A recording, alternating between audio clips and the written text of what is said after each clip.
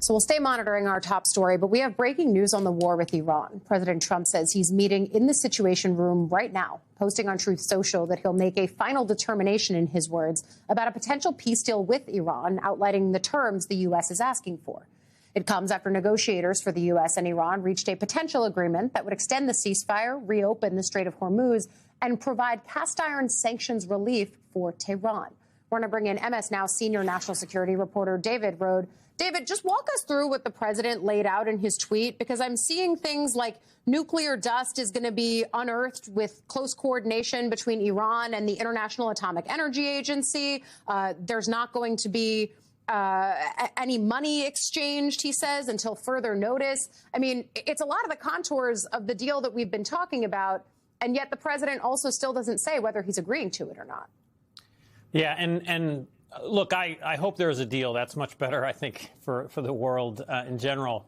But the president may have just complicated negotiations again by sort of posting this kind of tweet. It does echo in some ways what's in this memorandum of understanding, this document, but every word is critical. So you're right.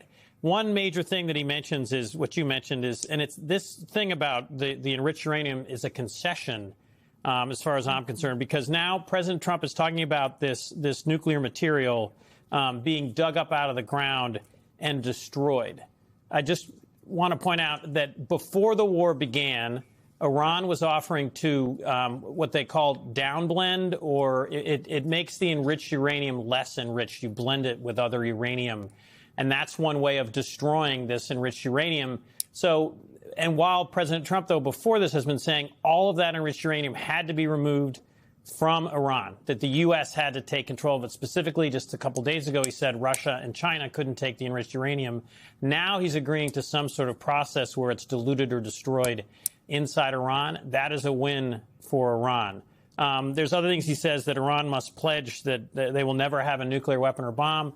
Iran's been pledging that for years. Most people don't trust that. American intelligence officials and Israeli intelligence officials don't trust that. So, again, it's just another confusing claim by the president.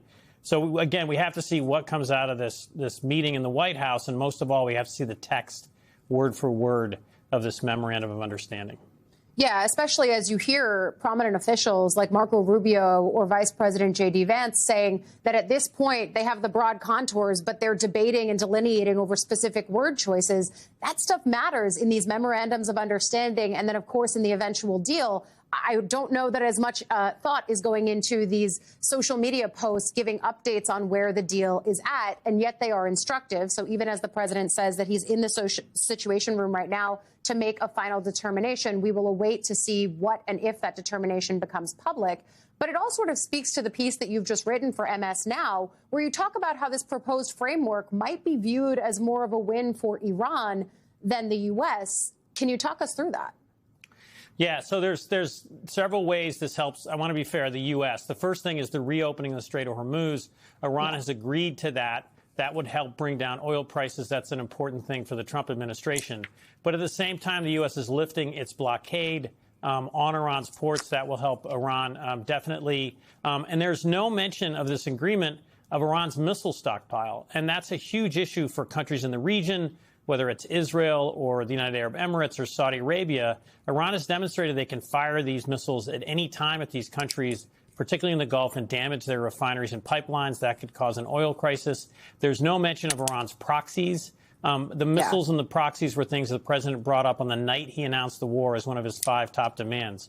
So in the end, there's roughly 4 ways that I think Iran gets wins in this agreement. Also, the nuclear issues that we were just talking about, they're not going to be discussed until a second round of negotiations that'll go on for 60 days. Again, that's a concession by President Trump, and that's what the Iranians wanted in terms of the nuclear negotiations.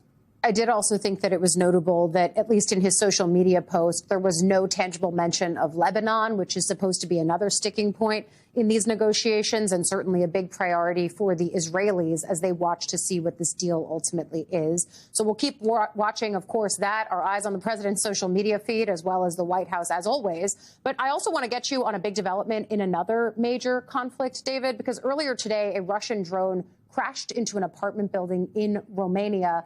Talk us through what we know and why this is significant. So, yes, an apartment building near the border with Ukraine. 2 people were injured. No one was killed, thank goodness. And this is an ongoing problem.